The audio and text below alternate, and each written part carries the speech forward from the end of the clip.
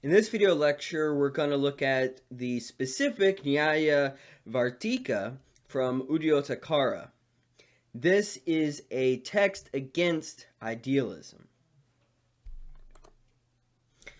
Now first, let's look at the idealist objection to Nyaya philosophy. Now, an idealist would argue that the physical world is actually an illusion, the physical world does not exist, that instead all there are is just ideas or the mental world or consciousness, right? That's all that exists. This might seem a bit ridiculous, right? How could you argue the physical world doesn't exist? All there are like, a kind of dream world or just consciousness, right? But there are actually, pretty good reasons that idealists offer. And specifically the one that here the Nyayas are arguing against is a kind of Buddhism called Yogacara Buddhism. Not all Buddhism is idealist, but just this specific form of Buddhism called Yogacara. And the idea is that they argue that objects that are apprehended at the waking state of consciousness do not have a separate existence from consciousness. And there are actually, like I said, good reasons for believing this. One is that, well, if you go outside and you, let's say, kick a rock, right? If you go outside and kick a rock and you say, see, I kicked the rock, it proves the rock is really there, the Yogacara might say, okay, but where does actually that sense occur? Where does that conscious experience of the rock occur? It occurs in your mind. Every bit of experience you have occurs in your mind. And that the structure of that experience is no different from the structure of experience that you might have while dreaming, right? So there's no good reason to give that our experience with the world, right, is an actual external world, and it's not just experience that occurs in a mental realm.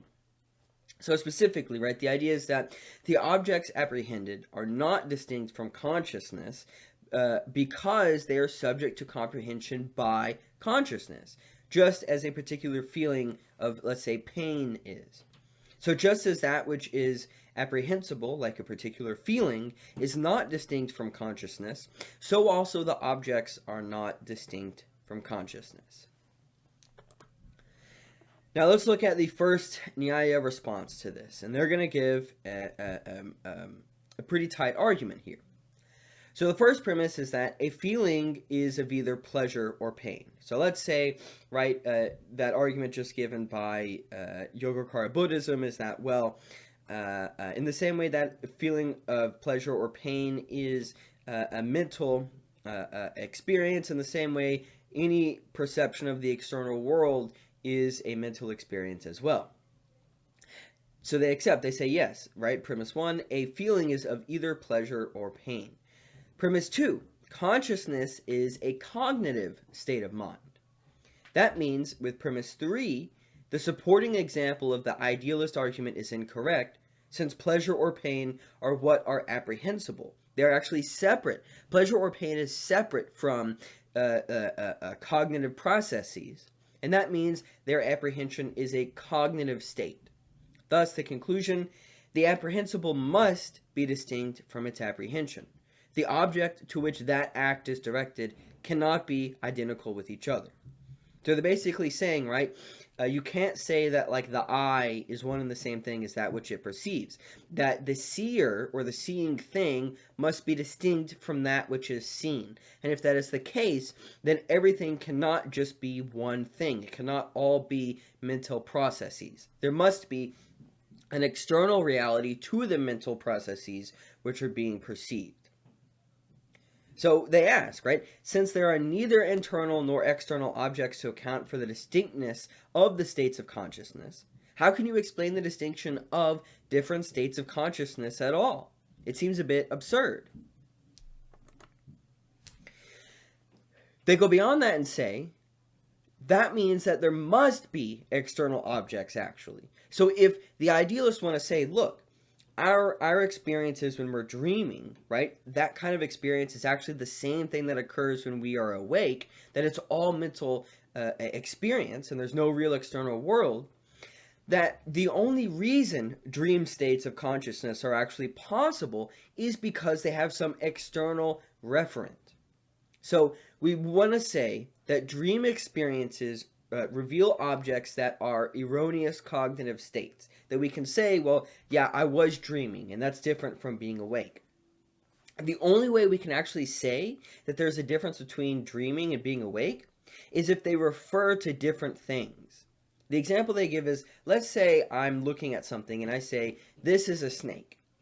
So this wrong apprehension has taken the form of a snake with regard to something that is not a snake, like let's say a bit of rope, but has similarity with the principal object, i.e. a snake.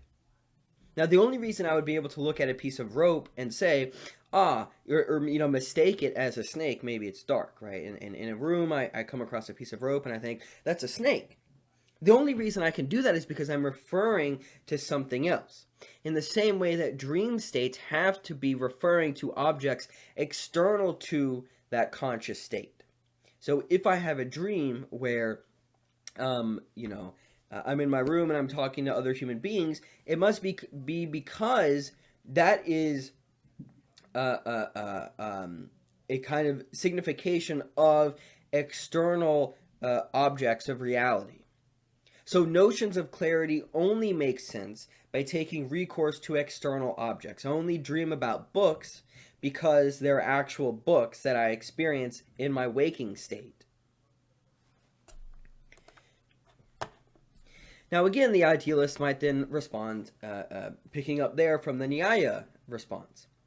So the idealist might say, okay, but states of consciousness can be distinct even when their objects are non-existent. So it doesn't have to be the case that we can distinguish dream consciousness from waking consciousness because there are external objects waking consciousness refers to that then dream consciousness picks up on.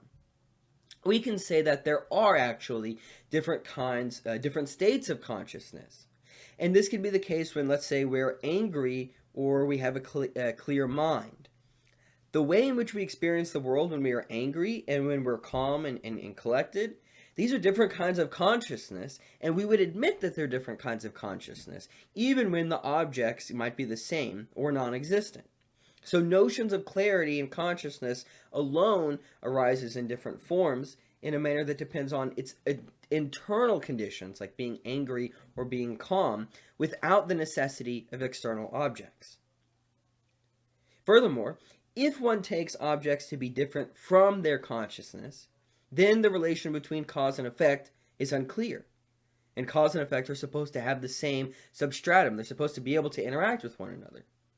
So what they mean is, look, if we want to say that there is this external world, and then in the mind, right, it's this kind of internal world, we have to be able to account for the way in which the external world and the mental world interact. And it's unclear how we can say at all that immaterial and material things interact.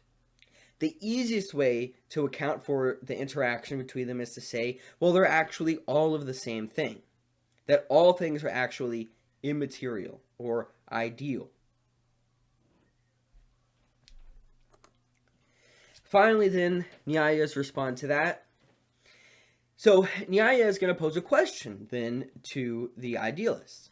So notions of internal differences in consciousness, they say, are still dependent on principal objects, of which then different conscious states can abstract and alter. Otherwise, where do such descriptions even come from?